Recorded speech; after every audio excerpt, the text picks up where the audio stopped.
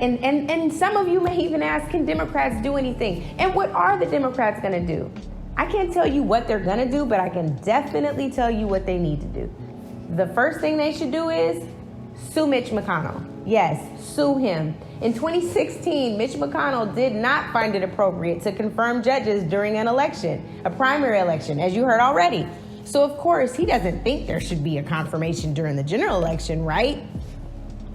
Wrong. He's actually going in the complete opposite direction. This type of unfairness in the process must be challenged in the courts. Come on, Democrats, it's time to play to win, because these fools don't even play fair. The other thing that Democrats can do is impeach Donald Trump. Yes, again. And should I even have to say why? From foreign interference in elections in 2016, 2018, and 2020, new tax crimes alleged by the Manhattan District Attorney, emoluments violations, ethics violations, and Hatch Act violations, the bottom line is, let's take a look back. What do you think would have happened if Barack Obama would have done half, a fourth, an eighth, a 1,000th of what Donald Trump has done in office? Exactly. They could also impeach the Department of Injustice leader, Attorney General Barr. Oh, and what about Brett Kavanaugh? Because he was never properly vetted and that FBI investigation was a sham. Problem is that all the impeachment talk starts in the House of Representatives. But truly, all of Trump's judicial picks are garbage, and that is slang for trash. Side note, do you know the demographics of Donald Trump's 216 judicial picks? Mostly all white, male, and really unqualified. Oh, he does have one Latina appeals court judge and not one single black appellate judge. What in the hell do we have to lose? Clearly the courts. We could also threaten to get statehood for DC and Puerto Rico.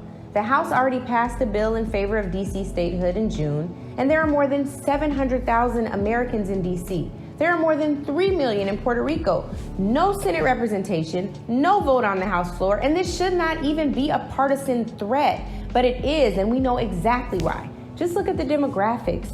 Joe Biden should commit to acting on both of these in his first 30 days in office. The other thing that could be done, the fourth and final thing, is expand the courts. There have been 9 judges on the Supreme Court since 1869. FDR tried to increase the number to ensure support for the New Deal, but he failed. According to a September Marquette University poll, 61% of Democrats favor or strongly favor increasing the number of Supreme Court justices. Now, the truth is, RBG did oppose this tactic, but it must be considered if and only if 2020 Mitch McConnell can't play by 2016 Mitch McConnell's own rules. And since we're changing rules, maybe it should apply to the circuit courts as well. Regardless of where we land here, the courts have become too political under GOP rule, and it started with the failure of the Senate to nominate Merrick Garland. Clearly, we don't have a lot of options pre-election, but this is why our votes matter so much.